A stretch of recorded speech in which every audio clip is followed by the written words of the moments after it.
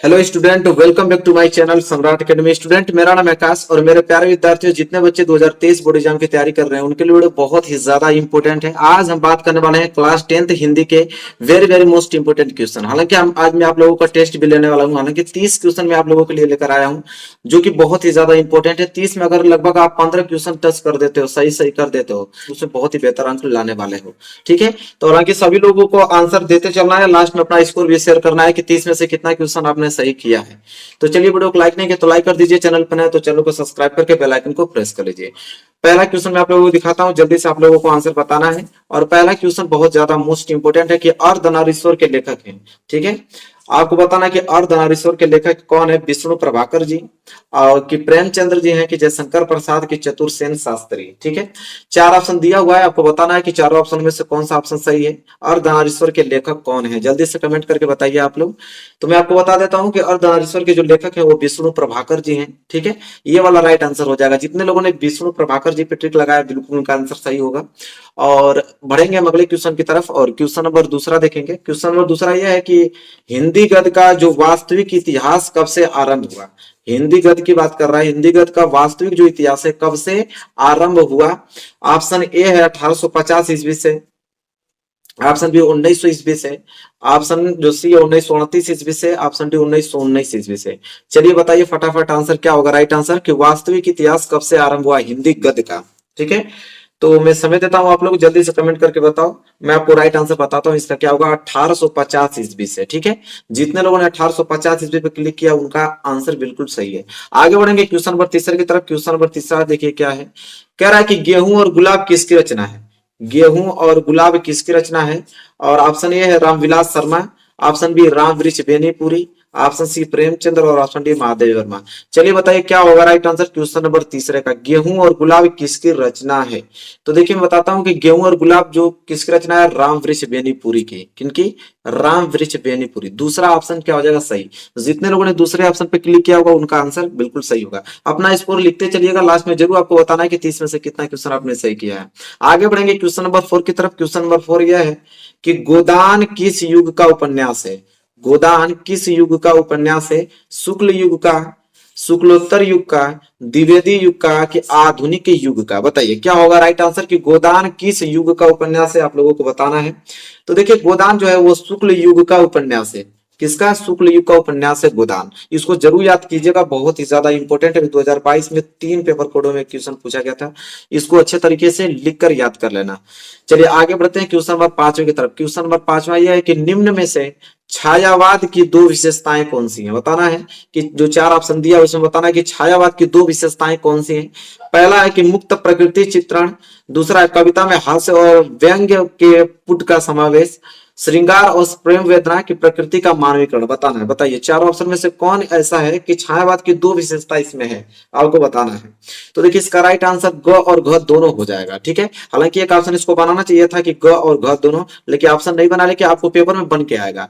तो आप दोनों याद कर लीजिएगा कि छायावाद की दो विशेषताएं होती है, पहला श्रृंगार और प्रेम वेदना, दूसरा प्रकृति का मानवीकरण। ये दोनों याद होना चाहिए आप लोगों को। चलिए क्वेश्चन नंबर अगले बढ़ते हैं, क्वेश्चन नंबर 6 की तरफ। चलिए देखिए क्वेश्चन नंबर 6 आ गया। क्वेश्चन नंबर 6 क्या है कि निम्न में से रीतिकाल के प्रमुख दो कवि कौन से हैं। बताना है कि रीतिकाल के दो प्रमुख कवि का नाम बताना है। पहला है पद्माकर, दूसरा बिहारी जी, और ग विकल्प क और ख दोनों ऑप्शन जो लास्ट है वो सूरदास। ठीक है, बताना है कि निम्न में से रीतिकाल के दो प्रमुख जो कवि हैं वो कौन से हैं। तो जल्दी से आंसर कीजिए, बहुत ही ज्यादा सिंपल क्वेश्चन है। सबको मालूम है कि जिस, देखिए मैं आपको बताता हूँ, जैसे उमर सीट पे आप लोगों को बहुविकल्पीय प्रश्न होने वाला है। अगर अब तक मैंने जितना पढ़ा है उसमें हमको देखने को ये मिला है कि अगर विकल्प में क और ख आ गया, ग और घ दोनों आ गया, तो हालांकि सबसे ज्यादातर आंसर वही सही होता है। इसमें भी आप लोगों का क ख दोनों होगा, क्योंकि पद्माकर भी है और कौन, बिहारी भी जी हैं रीतिकाल के प्रमुख कवि। तो इस तरह का जब भी ऑप्शन आ जाए और आपको आंसर नहीं मालूम है तो आपको हालांकि मारना उसी पे, क और ख दोनों पे। ठीक है, चलिए आगे बढ़ेंगे और प्रश्न नंबर 7वां देखेंगे। प्रश्न नंबर 7वां है कि द्विवेदी युग के प्रसिद्ध कवि बताना है कि द्विवेदी युग के प्रसिद्ध कवि कौन है। मैथिली शरण गुप्त जी, जयशंकर प्रसाद जी, कि हरिऔध, कि नागार्जुन। चलिए बताइए राइट आंसर क्या होगा क्वेश्चन नंबर 7 का। द्विवेदी युग के प्रसिद्ध कवि कौन से हैं, तो हो जाएंगे मैथिली शरण गुप्त जी। जितने लोगों ने मैथिली शरण गुप्त जी पे किए होंगे बिल्कुल उनका आंसर सही है।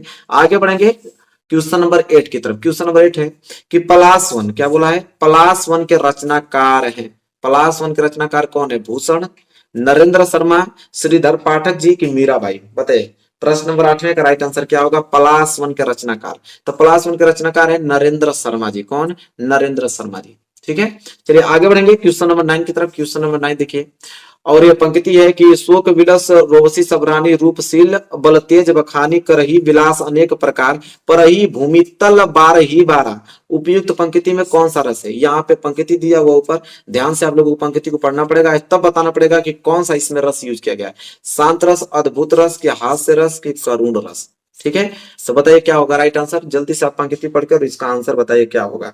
ठीक है, तो देखिए मैं आपको बता देता हूँ इसका आंसर, आप लोग मैच करा लीजिएगा। इसका राइट आंसर होगा करुण रस। ठीक है, जितने लोगों ने करुण रस पिक किया होगा, बहुत ही ज्यादा इंपॉर्टेंट क्वेश्चन ये जो पंक्ति है, बार बार पूछता है, करुण रस का मोस्ट इंपोर्टेंट पंक्ति, इसको याद कर लीजिएगा। ठीक है, आगे बढ़ेंगे और प्रश्न नंबर 10वां देखेंगे। क्या है कि चढ़ावा। अब यहाँ बोला है कि चढ़ावा शब्द में प्रत्यय है, पूछा है कि चढ़ावा शब्द में प्रत्यय है, आवा की वा की अ की विकल्प क और ख दोनों? बताइए प्रश्न नंबर 10वें का राइट आंसर क्या है? चढ़ावा। ठीक है, तो देखिए इसमें दो प्रत्यय यहाँ पे जुड़ा हुआ मिलेगा आप लोगों को। एक तो लास्ट में वा भी आ रहा है और इसका प्रोनाउंसिएशन करेंगे तो अ भी आ जाता है कभी कभी, तो इसलिए आप लोगों को यहाँ पे चढ़ावा की बात कर रहा है ना। तो देखिए यहाँ पे मैं लिख के बताता हूँ आप लोगों को, चढ़ावा। तो लास्ट में क्या आ रहा है? आवा। एक तो आवा हो जाएगा और एक अगर लास्ट की बात करेंगे प्रोनाउंसिएशन का तो वाह हो जाएगा। तो आवा और वाह दोनों होता है। ठीक है, इस बात पे आप लोग गौर फरमाएं। दोनों अगर ऑप्शन में दिया तो दोनों मार लीजिएगा, हालांकि दोनों में से कोई एक ही देता है, लेकिन यहाँ पे दोनों ही दिया है तो आपका और खुद दोनों करोगे। तो क्या हो जाएगा? चढ़ावा शब्द में प्रत्यय एक आवा हो जाएगा और एक क्या हो जाएगा? वाह हो जाएगा। इसमें कंफ्यूजन ना होगा। तो प्रश्न नंबर जो 10वें का है वो घ जो राइट आंसर हो जाएगा, क और ख दोनों। चलिए आगे बढ़ते हैं प्रश्न नंबर 11 की तरफ। देखिए प्रश्न नंबर 11 क्या है, जल्दी से आंसर देने के लिए हो जाइए तैयार। कह रहा है कि नील घन सावक से सुकुमार सुधा भरने को विदु के पास, पंक्ति में कौन सा अलंकार है बताना है। ठीक है, नील घन सावक से सुकुमार सुधा भरने को विदु के पास, पंक्ति में कौन सा अलंकार है? रूपक अलंकार, उत्प्रेक्षा अलंकार, श्लेष अलंकार, की उपमा अलंकार? बताइए क्या होगा राइट आंसर क्वेश्चन नंबर 11 का। ठीक है, तो जल्दी से पंक्ति पढ़ के और सोच समझ के आप लोग आंसर दीजिएगा। ठीक है, तो बताइए क्या होगा राइट आंसर। तो इसका मैं आप लोगों को आंसर बता देता हूँ, ये होगा उपमा अलंकार। ठीक है, कौन सा अलंकार? उपमा अलंकार। चलिए क्वेश्चन नंबर 12 की तरफ बढ़ते हैं। इसका हो जाएगा उपमा अलंकार। जितने लोगों ने उपमा अलंकार पे किया होगा उनका आंसर बिल्कुल क्या है? सही है। चलिए देखते हैं क्वेश्चन नंबर 12 की तरफ। देखिए क्वेश्चन नंबर 12 बहुत ध्यान से पढ़िएगा, बहुत बड़ी पंक्ति है। कह रहा है कि नव उज्जवल जलथार हार किरकसी सोहत, बीच बीच छरती बूंद मध्य मुक्तामणि पोहती, श्री हरिपद नरव चंद्रकांत मणि द्रवित सुधारत, ब्राह्मण कमंडल मंडन भवम विखंडन सुर सर्वस। इस पंक्ति में छंद कौन सा है? बहुत ही ज्यादा इंपॉर्टेंट क्वेश्चन लग रहा है, क्योंकि बहुत बड़ी पंक्ति दिया हुआ है और इसमें आपको बताना है कि छंद कौन सा है। रोला है कि दोहा है कि कुंडलियां है कि सोरठा है? ठीक है, तो ध्यान से आप लोगों में समय देता हूं कुछ, क्योंकि बड़ी पंक्ति आपको समझने में थोड़ा टाइम लगेगा। जल्दी से आप पढ़ के इसका आंसर बताओ। क्वेश्चन नंबर 12 का क्या राइट आंसर होगा? रोला होगा, दोहा, कुंडलियां की सोरठा? क्वेश्चन नंबर 12 का राइट आंसर क्या होगा मैं आपको बता देता हूं, आप लोग मिला लेना अपने आंसर से। ये होगा रोला। अगर रोला जितने लोगों ने क्लिक किया होगा उनके बिल्कुल राइट आंसर है। आगे बढ़ेंगे इसी के साथ क्वेश्चन नंबर 13। देखिए क्वेश्चन नंबर 13 बहुत ही ज्यादा सिंपल, आपको बताना है कि अपव्यय में उपसर्ग बताना है। अभी हमने एक प्रत्यय का क्वेश्चन देखा था। अब उपसर्ग जो आगे लगकर उस शब्द में, मूल शब्द में आगे जो जुड़ के बनाता है उसे उपसर्ग कहते हैं। अभी हम लोग लास्ट में देखे थे जो लग के आया था प्रत्यय। बताइए अपव्यय में उपसर्ग लगा है कौन? उप का, अ का, अप का, कि आ का? तो बताइए राइट आंसर क्या होगा क्वेश्चन नंबर 13 का। ठीक है, तो यहाँ पे देखिए अपव्यय, तो व्यय आपका मूल शब्द हो जाएगा व्यय, उसके आगे क्या लगा है? अप, तो अप क्या हो जाएगा आप लोगों का? यहाँ पे उपसर्ग हो जाएगा। तो ग जो है राइट आंसर हो जाएगा अप, क्वेश्चन नंबर 13 का। आगे बढ़ेंगे क्वेश्चन नंबर 14 देखेंगे। क्वेश्चन नंबर 14 है पन। कह रहा देखिए ध्यान सुनिएगा, कह रहा कि पन प्रत्यय युक्त शब्द है। कह रहा कि पन लगाकर कौन सा शब्द बना हुआ है? क्योंकि यह प्रत्यय शब्द है पन, तो कह रहा है कि पन लगाकर कौन सा शब्द बना है आपको बताना है। तो सबको मालूम है कि अभी उपसर्ग आगे लग के बनता है और प्रत्यय लास्ट में। तो लास्ट में आप पन को लगाकर बताओ कौन सा शब्द बन पाएगा? बचपन, की बच्चा, की बचाव, की बलवान? तो साफ साफ दिखाई दे रहा है, आप लोग जल्दी से बता दीजिए कि क्या होगा राइट आंसर। पन लगा के किसमें बना है? बचपन में। किसमें? बचपन में। तो 14 का क जो है राइट आंसर हो जाएगा। ठीक है, आगे बढ़ेंगे क्वेश्चन नंबर 15 की तरफ। क्वेश्चन नंबर 15 यह है कि राम रहीम समस्त पद का सही समास विग्रह बताना है। समास विग्रह बताना है कि राम रहीम का क्या समास विग्रह होगा। तो पहला है कि राम प्लस रहीम होगा, कि राम और रहीम होगा, कि रामम रहीम होगा, कि रामा प्लस रहीम होगा। समास विग्रह बताना है राम और रहीम का। जल्दी से बताइए क्या होगा राइट आंसर क्वेश्चन नंबर 15 का। ठीक है, तो राम रहीम है समास विग्रह, तो इसका हो जाएगा राम रहीम का राम और रहीम जो, ठीक है, योजक चिन्ह लग जाएगा, इसका मतलब कि क्या है और, तो इसको बनाएंगे राम और रहीम। ठीक है, आगे बढ़ेंगे क्वेश्चन नंबर 15 हो गया, क्वेश्चन नंबर 16 की तरफ। चलिए देखिए क्वेश्चन नंबर 16 की तरफ क्या है, शुभाशुभ में समास है, बताना है कि शुभाशुभ में समास कौन सा है, तत्पुरुष समास, द्विगु समास। ठीक है, यहाँ पे ऑप्शन सी द्विगु समास, द्वंद्व समास। देखिए ये दोनों शब्द अलग अलग है, यहाँ पे देख पाएंगे बड़ी की मात्रा, यहाँ पे छोटी की मात्रा। हालांकि ये तो ऐसे ही गलत हो गया क्योंकि एग्जैक्ट जो उसका वर्ड होता है ये होता है, तो इसमें तो जांच करना ही नहीं होगा, ये आप लोगों को कंफ्यूज करने के लिए दिया हुआ है। और लास्ट है आपका द्वंद्व समास। बताइए शुभाशुभ में कौन सा समास है। ठीक है, तो शुभाशुभ में आपका समास हो जाएगा आपका द्वंद्व समास। कौन सा समास, द्वंद्व समास आप लोगों का राइट आंसर होगा, इसको आप रट के जाना। ठीक है, अच्छा क्वेश्चन है। आगे बात करेंगे करा है कि काज शब्द का तत्सम रूप है, बताना है काज शब्द का तत्सम रूप। कार्य होता है कि कर्म, कि छिद्र होता है कि श्रम होता है। बताइए 17 का राइट आंसर क्या होगा। काज शब्द तो सब लोग आप लोग जानते हैं काम काज कहते हैं, इसका मतलब हो जाएगा कार्य। ठीक है, काज शब्द का तत्सम रूप क्या हो जाएगा, कार्य हो जाएगा, ये हो जाएगा राइट आंसर। आगे बात करते हैं प्रश्न नंबर 17 हो गया ना, प्रश्न नंबर 18 की तरफ। बताइए नौका, बहुत ज्यादा सिंपल क्वेश्चन है कि नौका शब्द का सही परिवाची शब्द होगा नौका। ठीक है, बताइए ये होगा आपका सरवरी की तरी की तटनी की दुहिता। बताइए नौका शब्द का सही परिवाची शब्द क्या होगा। ठीक है, तो देखिए नौका शब्द का सही परिवाची शब्द होगा तरी। ठीक है, तो नौका का क्या हो जाएगा तरी, आप लोग का राइट आंसर। जितने लोगों ने तरी में किया हुआ उनका बिल्कुल आंसर सही है। और इसी के साथ आगे बढ़ेंगे प्रश्न नंबर 19 की तरफ। ये आपका प्रभु प्लस आदेश में संधि है, बहुत सिंपल क्वेश्चन। बताइए प्रभु प्लस आदेश में संधि है, क्या होगा, प्रभुदेश कि प्रभवादेश होगा, कि प्रभ प्लस आदेश होगा, कि प्रभादेश होगा। बताइए क्या होगा राइट आंसर क्वेश्चन नंबर 19 का। ठीक है, तो प्रभु प्लस आदेश में संधि हो जाएगा प्रभादेश, क्या हो जाएगा, प्रभवादेश हो जाएगा। ठीक है, ये हो जाएगा आप लोगों का राइट आंसर। तो चलिए क्वेश्चन नंबर 19 भी हो गया और बढ़ेंगे हम क्वेश्चन नंबर 20 की तरफ। अब तक आप लोग स्कोर अपना लिखते रहना कि कितना क्वेश्चन आपने सही किया है। और आगे बात करेंगे क्वेश्चन नंबर 20 की तरफ। क्वेश्चन नंबर 20वां देखिए, बताना आपको बहुत ज्यादा इंपॉर्टेंट क्वेश्चन है, मधुनी रूप है। बताना कि मधुनी रूप है मधु शब्द का, पहला षष्ठी विभक्ति बहुवचन, कि पंचमी विभक्ति एक वचन, कि सप्तमी विभक्ति एक वचन, कि सप्तमी विभक्ति द्विवचन। बताइए मधुनी रूप है मधु शब्द का, क्या होगा राइट आंसर। तो मैं आपको बता दूं यह होगा आपका सप्तमी विभक्ति एक वचन का शब्द है। मधु में जब जाएंगे आप लोग रूप देखेंगे शब्द रूप, तो मधु में जब सप्तमी विभक्ति पहुंचेंगे और एक वचन में देखेंगे तो मधु का आप लोगों का शब्द रूप लिखेगा मधुनी। ठीक है, तो आप लोग पूरा का पूरा शब्द रूप यही याद कर लेना मधु मधु का। ठीक है, क्योंकि कुछ भी पूछ सकता है वहां पे। आगे बढ़ेंगे क्वेश्चन नंबर 20 हो गया ना, क्वेश्चन नंबर 21 की तरफ। जितने लोगों ने ये वाला ग वाला राइट दिया होगा उनका बिल्कुल आंसर सही है। और इसी के साथ बढ़ेंगे अगले क्वेश्चन की तरफ और क्वेश्चन नंबर 21 की तरफ। चलिए देखिए क्वेश्चन नंबर 21 कह रहा है कि गंगा यमुना का समास विग्रह, बहुत ज्यादा ही तो सिंपल है, सब लोगों का आंसर सही आना चाहिए। गंगा यमुना का समास विग्रह, गंगा और यमुना, कि गंगा यमुना दोनों साथ ही है, गंगा यमुना, कि गंग प्लस यमुना, कि यमुना प्लस गंगा। बताइए क्या होगा राइट आंसर क्वेश्चन नंबर 21 का। गंगा यमुना का समास, हमने कहा जब भी योजक चिन्ह आ जाए बीच में उसका मतलब और ही होता है, ये तो ठीक है। तो गंगा अयोजक चिन्ह मतलब और यमुना क्या हो जाएगा, यह राइट आंसर हो जाएगा क वाला। बहुत सिंपल है, जितने लोगों ने, हमको तो लगता है कि 90% लोगों ने सही आंसर दिया होगा इसका। चलिए आगे बढ़ते हैं क्वेश्चन नंबर 22 की तरफ बढ़ेंगे। क्वेश्चन नंबर 22 है कि शताब्दी का समास विग्रह, बताना है शताब्दी, शताब्दी का समास विग्रह क्या होता है। 100 वर्षों का समूह, कि 100 दिनों का समूह, कि 100 महीनों का समूह होता है, कि इनमें से कोई नहीं। बताइए 22 का राइट आंसर क्या होगा। शताब्दी, जो सबको मालूम है कि 100 वर्ष बीत जाता है तो उसको एक शताब्दी कहते हैं, तो क्या हो जाएगा 100 वर्षों का समूह को हम क्या कहते हैं, शताब्दी कहते हैं। ठीक है, चलिए क्वेश्चन नंबर का 22 का क जो है राइट आंसर होगा। ठीक है, जितने लोगों ने ये किया होगा बिल्कुल राइट आंसर होगा उनका। और चलिए बढ़ेंगे अगले क्वेश्चन की तरफ। क्वेश्चन नंबर 23 कह रहा है कि सोना शब्द के परवाची शब्द, बहुत ज्यादा सिंपल क्वेश्चन। सोना शब्द के परवाची शब्द बताना है हेम हिरण्य, सारंग की कुरंग, केतु पताका की अमी अमीय। बताइए दो दो दिया है शब्द, आपको बताना है कि सोना शब्द के प्रवाची शब्द कौन सा होगा इसमें से। क्वेश्चन नंबर 23 का राइट आंसर क्या होगा आप बताइए। ठीक है, तो सोना शब्द के प्रवाची शब्द हो जाएगा आपका हेम हिरण्य, क्या हो जाएगा हेम हिरण्य। चलिए क्या हो जाएगा, है मेरठ। जितने लोगों ने क आंसर दिया होगा उनका बिल्कुल राइट आंसर है। आगे बढ़ेंगे, कह रहा है मौक्तिक शब्द का तद्भव शब्द है, बताना है मौक्तिक। मौक्तिक शब्द का तद्भव शब्द है मीत, मोती, मयूर की मीठा। बताइए क्या होगा राइट आंसर क्वेश्चन नंबर 24 का। मौक्तिक शब्द का तद्भव शब्द, तो मैं आपको बताना चाहूंगा मौक्तिक शब्द का तद्भव हो जाएगा मोती। क्या हो जाएगा, मोती। जितने लोगों ने ख दिया होगा बिल्कुल उनका राइट आंसर है।